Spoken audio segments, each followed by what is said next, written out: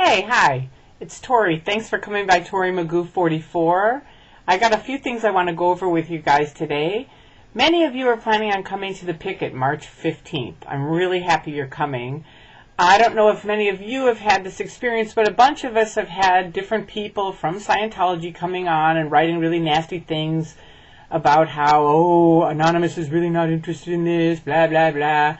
I just want you to know there are a ton of people that are going to be at it. So don't listen to them and don't get into it. And also, you are a bunch of knuckleheads. I've told you since the beginning of time when I was in Scientology, you are creating your own enemies. Okay, that's what I said when I was in. I was OT7.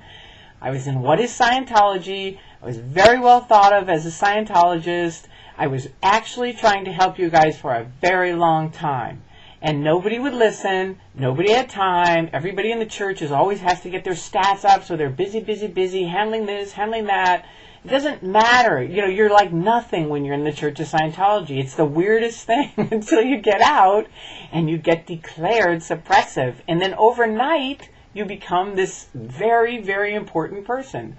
I thought I'd show you my suppressive declare. This is it. They actually, I'm sorry about the reflection, but they literally put it on this goldenrod piece of paper, and they just declare you. They're supposed to have a committee of evidence to decide, hear my side, hear their side. It doesn't matter anyway, because they're going to do whatever they're going to do. That's the truth of the matter. I've been around these things long enough, and it doesn't really matter, so I didn't really care. But it is totally out-tacked. They never talked to me. They never heard my side. Nothing. They just, poof, Tori Bazazian has been declared a suppressive person. In early 2000, she left Scientology of her own volition. True. That's the one true thing in this. And began associating with others who seek the destruction of our religion. Not really. Most of the people I know seek the destruction and exposure of the abuses of, we don't really consider it a religion, most of us, but if it is, whatever. I don't really care about what you believe. I do care about the abuses, and I've said that since the beginning, even when I was in.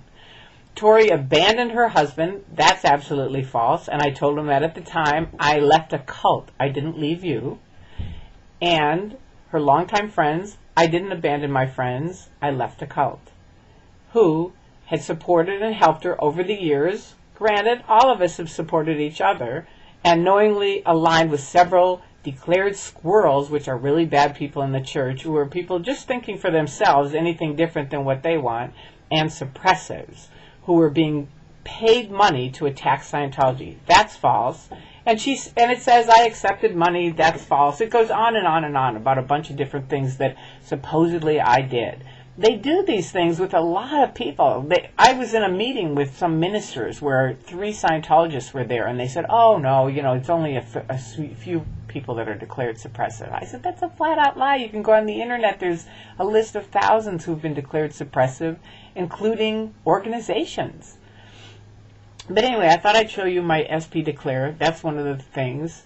I wanted to tell OSA, quit running your stupid programs. We know what they are. These anonymous people are fantastic. They're very hip to trolls. So you guys are way, way behind the 8 ball on that. These guys know your drill. They really do. And the other thing I wanted to go over was Xenu, because a lot of people have asked me about Xenu. Xenu is, Scientology, as I said, is like a triangle, right? And you're moving up it all the time. You start out with Dianetics, and it moves on up these different levels. You're basically paying for them. Everything you do in Scientology, you're paying for. And as you get into these higher levels, it's big, big money. Now, you people, because you've had access to the information, go, how would anybody ever do that? And I agree with you. But when you're in the Truman Show, and that's what I call it, you can't see the walls. You can't. And it's a very slow train of mind control. So each person, all of us, have something that, we could be, we either feel is a problem or something we'd like to fix. My thing was epilepsy. And I didn't get into Scientology to fix that either. I didn't really even care about it until they made me get off my medicine and said Scientology and auditing will fix that. So then I got on this long road of trying to fix it, when really all I needed to do is take my medication. I've never had a seizure since in 20 years, and that's thanks to my mom, who is smart enough to say, they're not Right. You are not going to cure this with auditing. And of course they decided she was a suppressive person because she said that. And when you're declared a suppressive person, you have two choices. You can either disconnect from the person, or you can do good roads, fair weather, which is just like talking about nothing for the rest of your life. I kind of did the good roads, fair weather. I wanted to stay in touch with my mom. But luckily, thank God, before she died, I got out of the cult. So we had a very wonderful conversation, and she was very, very happy about it. So people often ask, with Xenu, how could you believe it? But first of all, you don't have the access to the internet or the information. You have to jump through all these hoops to get onto the level, right? You're surrounded by people that are telling you how fantastic it is. It's going to work. It healed this. It helped them with that. Blah, blah, blah. So they're slowly honing you in, and you're going like, yes, yes, yes, I'm ready for it, right? And you pay for it, and then you finally get into the top secret confidential course room, which is a whole nother thing I'll go over on OT7, which is a riot. But they're just insane. I mean, you have to like lock your briefcase to your hand.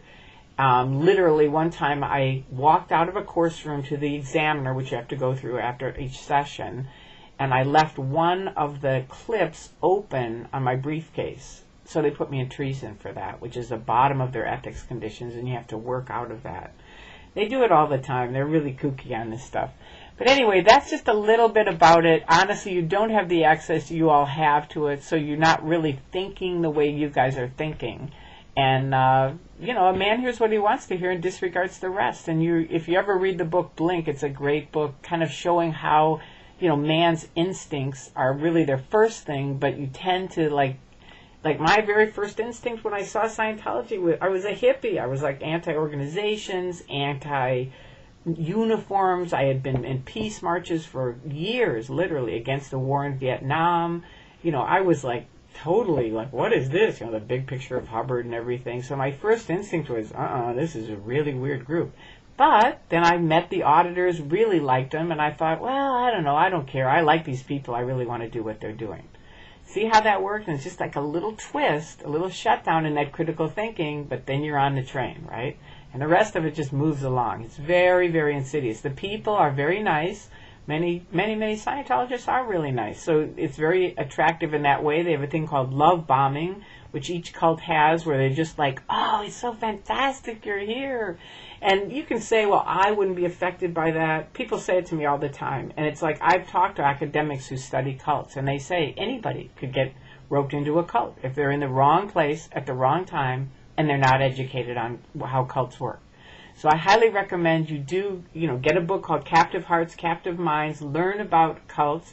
There's many other ones. You can look on the internet and look up mind control cults, things like that, and study how they work. Because once you really know, there's only certain things that they do, but if they're doing them, you can pretty much go, you know what, I don't care how nice these people are, this is a cult. And for all the other people in other cults, thank you for emailing me. I've gotten a lot of nifty emails from people from other cults who've gotten out of theirs, and I want to congratulate you too. So for each of you, March 15th is coming up. I'm looking forward to it. We are going to have a blast. Make sure to invite your friends, family, anybody you want, and to your parents. You should be very proud of your kids. I think this is one of the neatest things many, many of them are doing in a long time. Just like we did in the 60s, we did the hippie thing, and we've been very proud of it all of our lives. And this is going to be a historical thing. I count on it. All right? So have an excellent week, and I'll see you soon. Bye.